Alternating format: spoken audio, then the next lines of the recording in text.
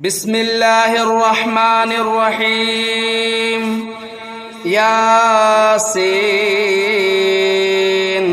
والقرآن الحكيم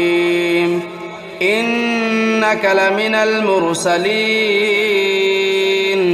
على صراط مستقيم تنزيل العزيز الرحيم لتنذر قوما ما أنذر آباؤهم فهم غافلون لقد حق القول على أكثرهم فهم لا يؤمنون إنا جعلنا في أعناقهم أغلالا فهي إلى الأذقان فهم مقمحون وجعلنا من بين أيديهم سدا ومن خلفهم سدا فأغشيناهم فهم لا يبصرون وسواء عليهم أنذرتهم أم لم تنذرهم لا يؤمنون إنما تنذر من اتبع الذكر وخشي الرحمن بالغيب فبشره بمغفرة وأجر كريم إنا نحن نحيي الموتى ونكتب ما قدموا وآثارهم وكل شيء أحصيناه في إمام مبين واضرب لهم مثلا أصحاب القرية إذ جاءها المرسلون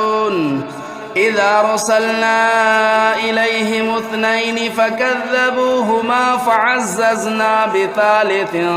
فقالوا إنا إليكم مرسلون قالوا ما أنتم إلا بشر مثلنا وما أنزل الرحمن من شيء إن أنتم إلا تكذبون قالوا ربنا يعلم إنا إليكم لمرسلون وما علينا إلا البلاغ المبين قالوا إنا تطيرنا بكم لئن لم تنتهوا لنرجمنكم وليمسنكم منا عذاب عليم قالوا طائركم معكم أئن ذكرتم بل أنتم قوم مسرفون وجاء من أقصى المدينة رجل يسعى قال يا قوم اتبعوا المرسلين اتبعوا من لا يسألكم أجرا وهم مهتدون وما لي لا أعبد الذي فطرني وإليه ترجعون أتخذوا من دونه آلهة إن يردني الرحمن بضر لا تغن عني شفاعتهم شيئا ولا ينقذون إني إذا لفي ضلال مبين إني آمنت بربكم فاسمعون قيل ادخل الجنة قال يا ليت قومي يعلمون بما غفر لي ربي وجعلني من المكرمين وما أنزلنا على قومه من بعده من جود من السماء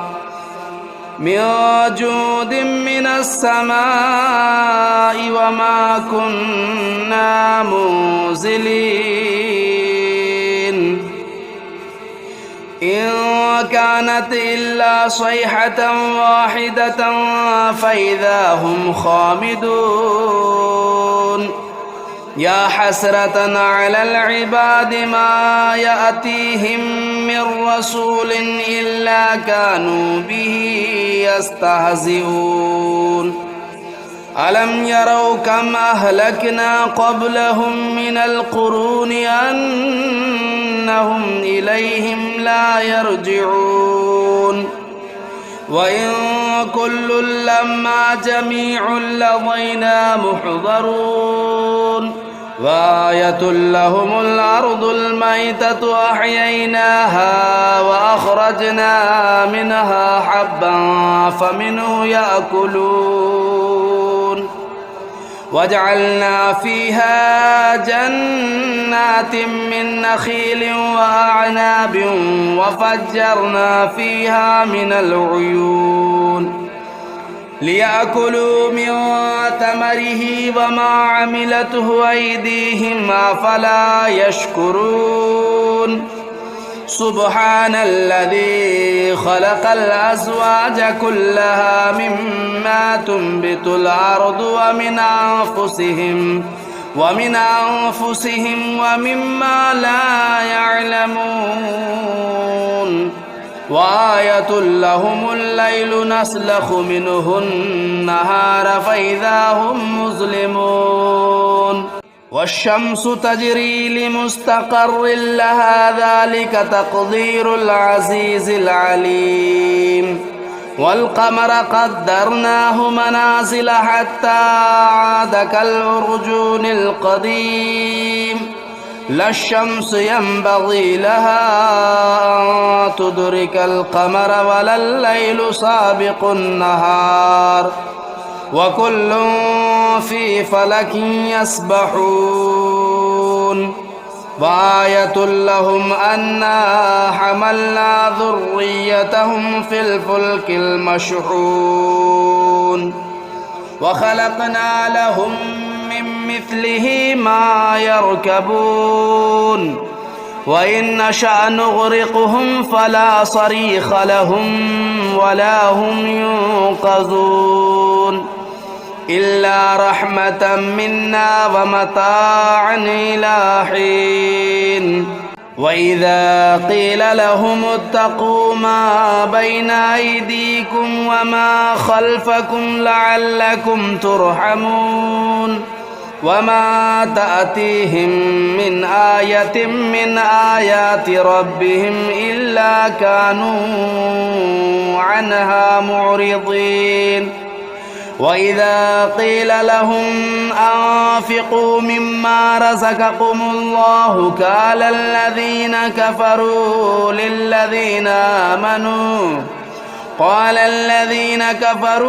للذين آمنوا أنطعم من لو يشاء الله أطعمه إن أنتم إلا في ضلال مبين ويقولون متى هذا الوعد إن كنتم صادقين ما ينظرون إلا صيحة واحدة تأخذهم وهم يخصمون فلا يستطيعون توصية ولا إلى أهلهم يرجعون ونفخ في الصور فإذا هم من الأجداث إلى ربهم ينسلون قالوا يا ويلنا من بعثنا من مرقدنا هذا ما وعد الرحمن وصدق المرسلون إن كانت إلا صيحة واحدة فإذا هم جميع لدينا محضرون قالوا يا ويلنا من بعثنا من مرقدنا هذا ما وعد الرحمن وصدق المرسلون إن كانت إلا صيحة واحدة فإذا هم جميع لدينا محضرون فاليوم لا تظلم نفس شيئا ولا تجزون إلا ما كنتم تعملون إن أصحاب الجنة اليوم في شغل فاكهون هم وأزواجهم في ظلال على الأرائك متكئون لهم فيها فاكهة ولهم ما يدعون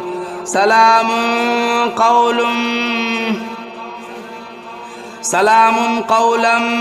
من رب رحيم وامتازوا اليوم أيها المجرمون ألم أعهد إليكم يا بني آدم ألا تعبدوا الشيطان إنه لكم عدو مبين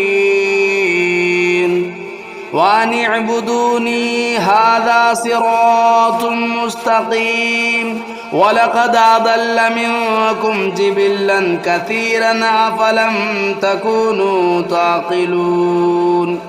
هذه جهنم التي كنتم توعدون اصلوها اليوم بما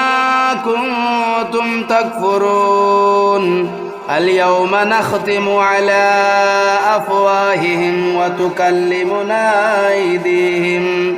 وتكلمنا أيديهم وتشهد أرجلهم بما كانوا يكسبون ولو نشاء لطمسنا على أعينهم فاستبقوا الصراط فأنى يبصرون ولو نشاء لمسخناهم على مكانتهم فما استطاعوا مضيا ولا يرجعون ومن نعمره ننكسه في الخلق أفلا يعقلون وما علمناه الشعر وما ينبغي له إن هو إلا ذكر وقرآن مبين لينذر من كان حيا ويحق القول على الكافرين أولم يروا أنا خلقنا لهم مما عملت أيدينا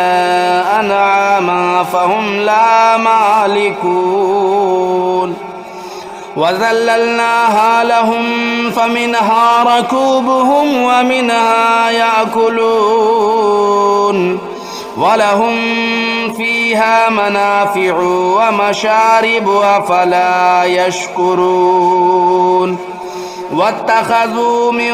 دون الله آلهة لعلهم ينصرون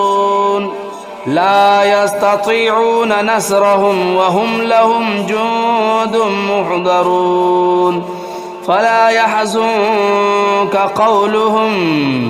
إنا نعلم ما يسرون وما يعلنون أولم ير الإنسان أنا خلقناه من نطفة فإذا هو خصيم مبين وضرب لنا مثلا ونسي خلقه قال من يحيي العظام وهي رميم قل يحييها الذي أنشأها أول مرة وهو بكل خلق عليم الذي جعل لكم من الشجر الأخضر نارا فإذا أنتم منه توقدون أوليس الذي خلق السماوات والأرض بقادر على أن يخلق مثلهم بلى وهو الخلاق العليم إنما أمره إذا أراد شيئا أن يقول له كن فيكون فسبحان الذي بيده ملكوت كل شيء وإليه ترجعون بسم الله الرحمن الرحيم الرحمن علم القرآن خلق الإنسان علمه البيان الشمس والقمر بحسبان والنجم والشجر يسجدان والسماء رفعها ووضع الميزان ألا تطغوا في الميزان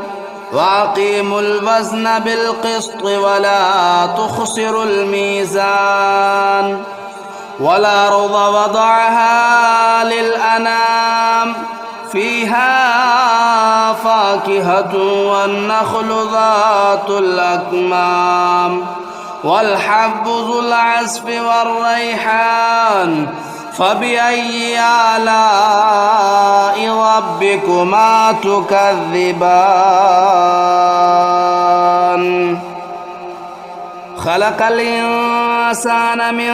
صلصال كالفخار وخلق الجان من مارج من نار فبأي آلاء ربكما تكذبان رب المشرقين ورب المغربين فبأي آلاء ربكما تكذبان مرج البحرين يلتقيان بينهما برزخ لا يبغيان فبأي آلاء ربكما تكذبان يخرج منهما اللؤلؤ والمرجان فبأي آلاء ربكما تكذبان وله الجوار المنشآت في البحر كالأعلام فبأي آلاء ربكما تكذبان كل من عليها فان ويبقى وجه ربك ذو الجلال والإكرام فبأي آلاء ربكما تكذبان يسأله من في السماوات والأرض كل يوم هو في شأن فبأي آلاء ربكما تكذبان سنفرغ لكم أيها الثقلان فبأي آلاء ربكما تكذبان يا معشر الجن والإنس إن استطعتم أن تنفذوا من أقطار السماوات والأرض فانفذوا لا تنفذون إلا بسلطان فبأي آلاء ربكما تكذبان يرسل عليكما شواظ من نار ونحاس فلا تنتصران فبأي آلاء ربكما تكذبان فإذا انشقت السماء فكانت وردة كالدهان فبأي آلاء ربكما تكذبان فيومئذ لا يسأل عن ذنبه إنس ولا جان فبأي آلاء ربكما تكذبان يعرف المجرمون بسيماهم فيؤخذوا بالنواصي والأقدام فبأي آلاء ربكما تكذبان هذه جهنم التي يكذب بها المجرمون يطوفون بينها وبين حميم آن فبأي آلاء ربكما تكذبان ولمن خاف مقام ربه جنتان فبأي آلاء ربكما تكذبان